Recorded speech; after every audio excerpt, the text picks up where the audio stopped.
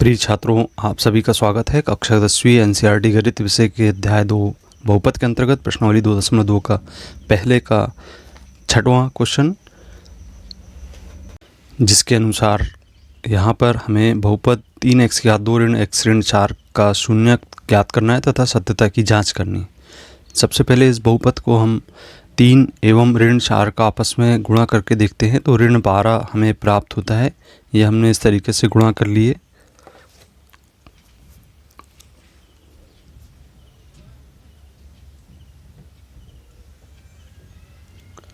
अब इसके बाद 12 को ऐसी दो संख्याओं में हम विभक्त करते हैं जिससे कि इसका गुणा करने पर 12 प्राप्त हो जाए और जोड़ने पर योग करने पर हमें ऋण 1 प्राप्त हो।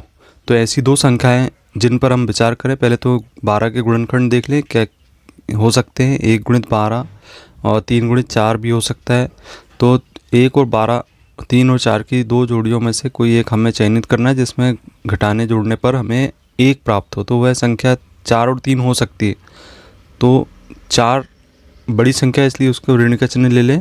तो वह दोनों संख्याएं ऋण 4 तथा 3 होंगी। तो इसको हम लिख सकते हैं ऋण 4x धन 3x।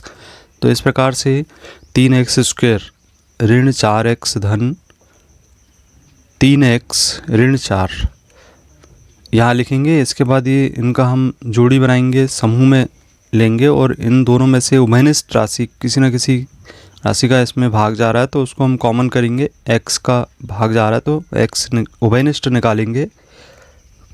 3x प्राप्त होगा, ऋण यहाँ पर 4 प्राप्त होगा। तो इस तरीके से कोष्टक में 3x ऋण 4, यहाँ पे कोई भी संख्या से भाग नहीं जा रहा है, इसका मतलब 1 लिखेंगे और कोष्टक में 3x ऋण 4 लिखेंगे। दोनों कोष्टक हमेशा एक जैसे ही प्राप्त होते हैं। 3x ऋण 4 को हम उभयनिष्ठ ले लेंगे तो यहाँ पर हमें x प्राप्त होगा और यहाँ पे धन 1 प्राप्त हो जाएगा। इस तरीके से हम गुणनखंड प्राप्त करेंगे। अब इसका हम शून्य ज्ञात करेंगे।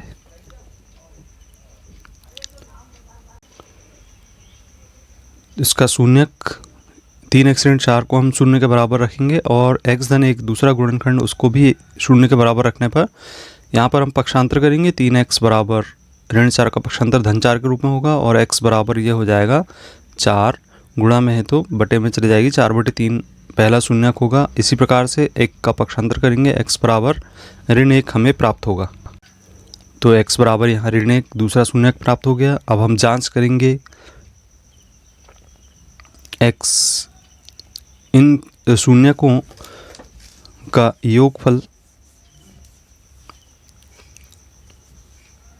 बराबर अल्फा धन बीटा अर्थात 4/3 धन ऋण 1 लिखेंगे। इसको हम घटाएंगे तो इसे हम भिन्न के रूप में सरल करेंगे, परिमेय संख्या के रूप में। तो 1/1 लिखेंगे और इसका लघुत्तम लेते हुए इसको सरल करेंगे हम।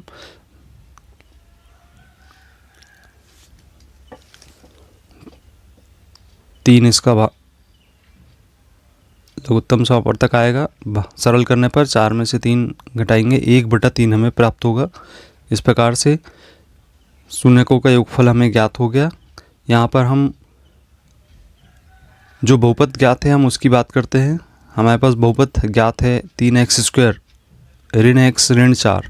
3 का हम पूरे बहुपद में भाग देंगे तो ये हो जाएगा 1/3x ऋण 4/3।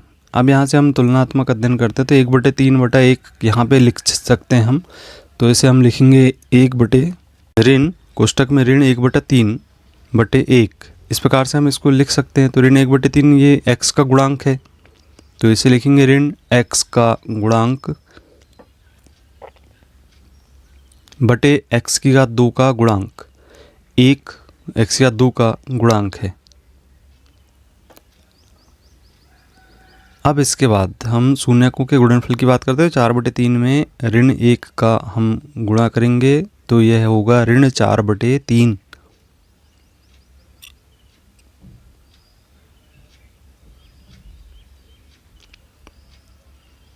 इसे हम बटे 1 लिख सकते हैं। तो ये ऋण 4/3 आप देख रहे हैं यहाँ पे बहुपद में एक अचर पद के रूप में है हमारे पास, और इसे हम लिखेंगे अचर पद बटे